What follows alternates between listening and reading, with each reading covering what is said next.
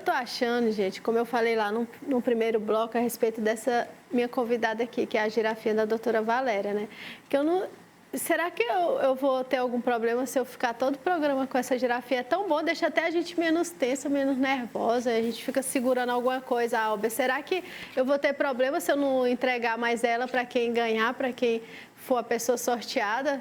Tu acha, Alber? Vou ter... O Alber gostou da girafinha também. Até a Bárbara já está querendo levar minha girafinha aqui, gente. Não, não pode. Você já tem sua caixinha aqui cheia de coisa aí, tá? Gente, nós estamos aqui com a neuropsicopedagoga, né? Para você que chegou aí agora, deixa eu te apresentar. Com a neuropsicopedagoga Bárbara Nunes. Nós já falamos bastante aí no primeiro bloco, né, a respeito dessas intervenções precoces, o transtorno do neurodesenvolvimento, tá? Coisas importantíssimas que cada dia que passa a gente tem percebido, né, assim, o quão está, vamos dizer assim, tantos casos, né, que a gente vê aí que as pessoas precisam estar atentas, tá? E aí a gente vai continuar falando. Bárbara, quais são os transtornos do neurodesenvolvimento, segundo o manual, né, de diagnóstico? Mais comuns, assim, o que mais você tem observado, tem visto, tem estudado, tem visto artigos a respeito? Então, segundo o DSM-5, Manual Diagnóstico Estatísticos de Transtornos Mentais, os transtornos do neurodesenvolvimento é uma condição que acomete algumas crianças e indivíduos em fase de desenvolvimento, que pode ocorrer desde a vida intrauterina e também após o nascimento. Então, a criança ela começa a se desenvolver no ventre da mãe e ela tem todo um percurso depois que nasce, né? Então, são condições que persistem ao longo da vida, trazendo prejuízos na interação social, na comunicação e em várias áreas da vida, sociais, emocionais, psicológicas e de interação, trazendo prejuízos significativos no comportamento e no aprendizado da pessoa. Porque assim, quando a gente fala de neurodesenvolvimento, sempre vai partir desse pressuposto, desse ponto de algo relacionado à saúde mental, algo nesse sentido, é isso, Bárbara? Até mesmo porque o cérebro, ele tem a responsabilidade de comandar todo o nosso corpo, né? Então, todo o nosso desenvolvimento, ele parte das conexões neurais. Então, a gente tem que observar quando existe uma dificuldade, né, do indivíduo por talvez não ter uma intervenção, uma estimulação, e quando realmente é um transtorno do neurodesenvolvimento. E segundo o DSM-5, existe o transtorno do espectro autista, né, que hoje é muito falado, e graças à ciência que tem evoluído e a cada dia surgem novos estudos e muitas crianças têm sido diagnosticadas para terem um tratamento adequado, né? E no transtorno do espectro autista, existe uma dificuldade na interação social, comportamentos repetitivos, estereotipados, dificuldades no olhar, no interagir. Às vezes a criança quer interagir exageradamente ou às vezes não observa outro indivíduo, em observar questões emocionais, às vezes apresenta comorbidades com outros transtornos, apresenta dificuldade na fala, no contato visual, na interação de modo geral. E quanto mais cedo for diagnosticado, mais chances essa criança tem para ter uma intervenção precoce e desenvolver de acordo com aquilo que é esperado. Também existe o transtorno do déficit de atenção e hiperatividade, e nesse transtorno existem 3 classificações. Primeiro, o de predominantemente desatento, que é aquela criança que é dispersa, distraída, não consegue prestar atenção a detalhes, comete erro por falta de observação, às vezes é desleixada com os materiais escolares e às vezes não consegue aprender também porque está sempre distraída. Depois, existe aquele que se apresenta de forma combinada, que é tanto desatento e hiperativo, aquela criança que não para quieta, deixa cair as coisas, está sempre se mexendo, né? Sempre procurando alguma coisa a mais para fazer e não consegue se concentrar naquilo que precisa ser feito. E isso é observado principalmente quando a criança ela está na escola. Mas é possível que os pais observem antes da criança ir para a escola esse comportamento irrequieto, de não parar quieto, de não prestar atenção àquilo que se fala com ele. E existe o TDAH de forma hiperativa, que não apresenta desatenção, mas é hiperativo e muitas vezes impulsivo. É aquela criança que eu até costumo dizer assim, às vezes ela está na escola causando, né? Não para quieto e a professora fica, nossa, como que vai ser? Fulano de tal, diz o que eu falei. E ele dá a aula da professora e diz, mas como assim? Né? Ele não parou quieto, alguns alunos tiveram dificuldade de absorver e ele absorveu todo o conteúdo, mas também não parou quieto. Né? Então, assim, existem essas três formas do TDAH se apresentar. Existe também o transtorno de comunicação da linguagem, que a criança ela apresenta dificuldade persistente na fala, na leitura, às vezes aquela leitura espaçada, a fala de difícil compreensão, às vezes troca fonemas na hora de falar, troca o C pelo G, observa bem, o C pelo G, o D pelo T, o V pelo F, na pronúncia, às vezes apresenta a gagueira, né? Fala repetidamente uma mesma palavra e às vezes tem dificuldade também de interpretar, de compreender o que lhe é dito. Então, existe também o transtornos motores, que está ligado ali à motricidade da criança, que também precisa ser investigado. Existe o transtorno de deficiência intelectual, que é onde aquela criança ela tem dificuldade no planejamento, na tomada de decisão, na estratégia, na resolução de problemas, não consegue compreender corretamente o que se pede, a compreensão é bem fraca, pobre. Então, são coisas que precisam ser observadas, né? Então, se a criança ela está em fase escolar e ela apresenta alguma dificuldade que é persistente, ela está em grande atraso com relação aos outros da sua mesma faixa etária, é necessário investigar. Com certeza, eu aqui só observando, gente, porque às vezes é um detalhe, né? Sim. Um detalhe que vai fazer a diferença no futuro, no presente também, mas eu digo assim, né, que a gente, aquela história que tu falou no início, vai deixando, e cada minuto ali que a gente vai deixando, vai fazer diferença lá na frente. Sim. Né? Lá no e tem os transtornos específicos de aprendizagem, que envolve a desortografia, a disgrafia, né, e a descalculia. A disgrafia, ela envolve a expressão escrita, aquela criança que, às vezes, ela apresenta uma caligrafia tão difícil que se torna incompreensível. Ela apresenta trocas de letras, omissões frequentes na escrita. Às vezes, não consegue, geralmente não consegue produzir um texto, não organiza corretamente a sua escrita nas linhas.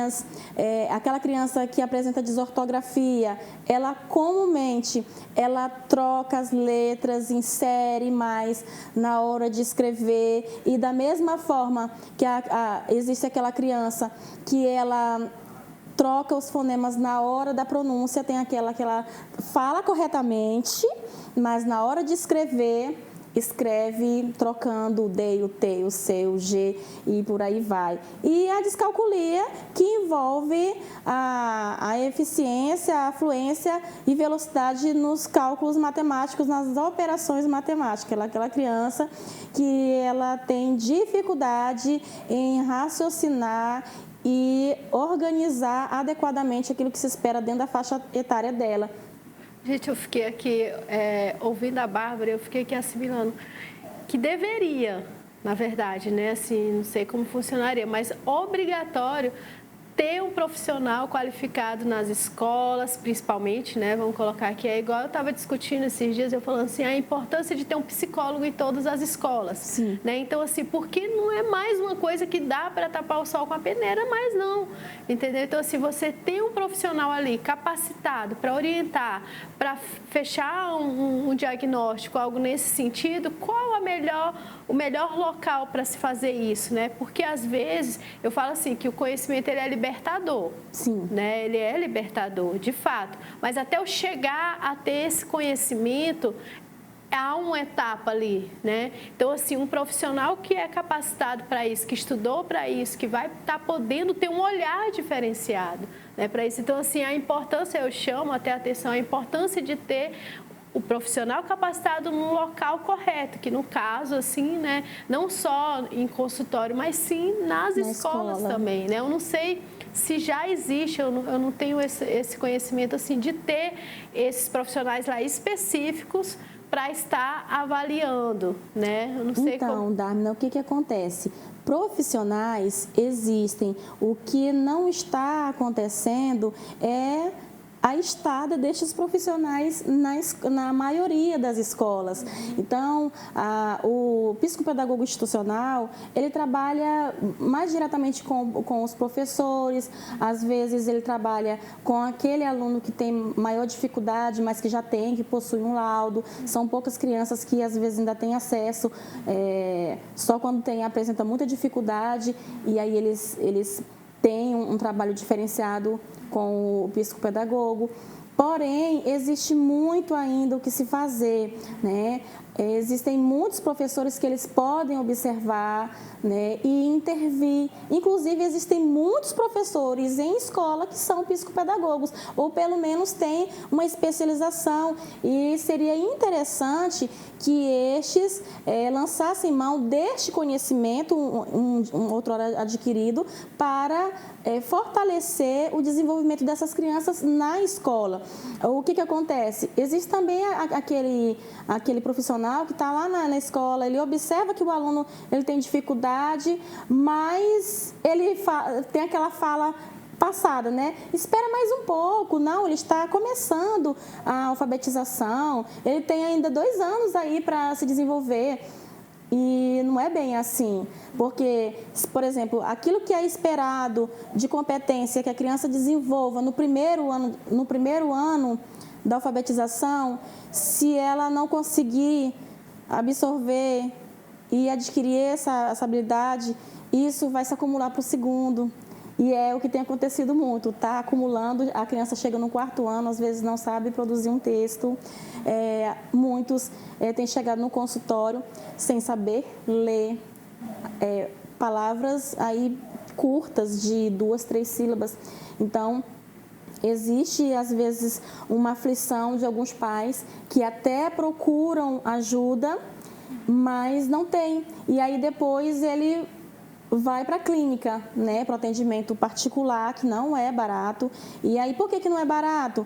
Porque o profissional que ele trabalha com avaliação e diagnóstico para esses casos, ele precisa estar constantemente aprimorando o seu conhecimento, se capacitando, né? Buscando, e é muito caro. Estudando e pagando para fazer isso. Ninguém dá nada de graça. Então, assim, a gente trabalha muito e estuda muito. Tem que sair para fora, né?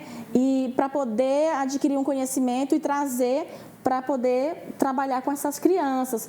Então, realmente ainda falta muita coisa para ser feito. Às vezes existem pais que chegam, olha, eu tenho aqui um encaminhamento de 6 meses, de 7 meses, estou esperando, mas eu já não aguento mais esperar e eu resolvi procurar ajuda do profissional em clínica particular.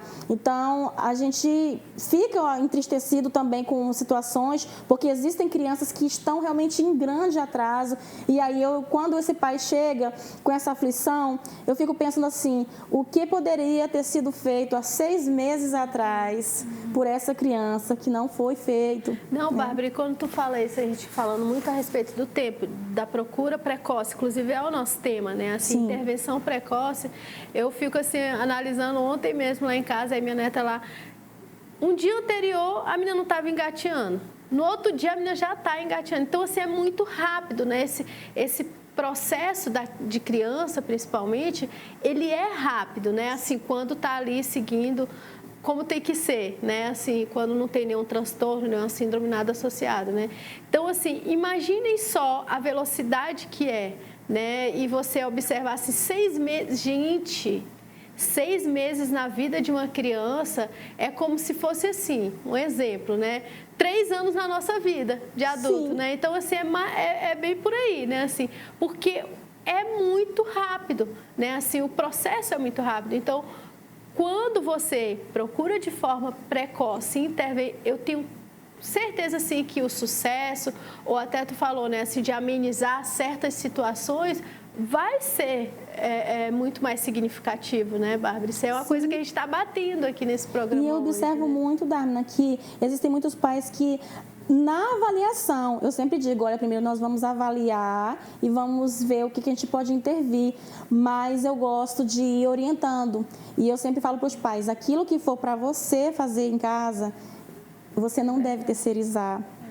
Aquilo que for necessário e possível você fazer agora, eu não vou ficar esperando 8, 10 sessões e te dar um relatório para depois começar a te orientar. Então, eu vou te orientar logo, né? Porque aí você vai agilizar esse processo, você vai começar a trabalhar e ver a melhora dessa criança. E, gente, a gente nota a diferença. Os pais chegam dizendo, olha, meu filho começou a ter um comportamento diferenciado, meu filho começou a desenvolver algo que ele não tinha desenvolvido, ele começou a ficar mais tranquilo, e eu digo, lógico, você está começando a dar uma atenção que você não estava dando, você já começou a ser orientado da forma certa. E assim, não é por maldade. Né? Não. Assim, não é porque a rotina mesmo, o dia a dia. Correria. Né? A correria. E aí você não para ali para observar alguns detalhes, né?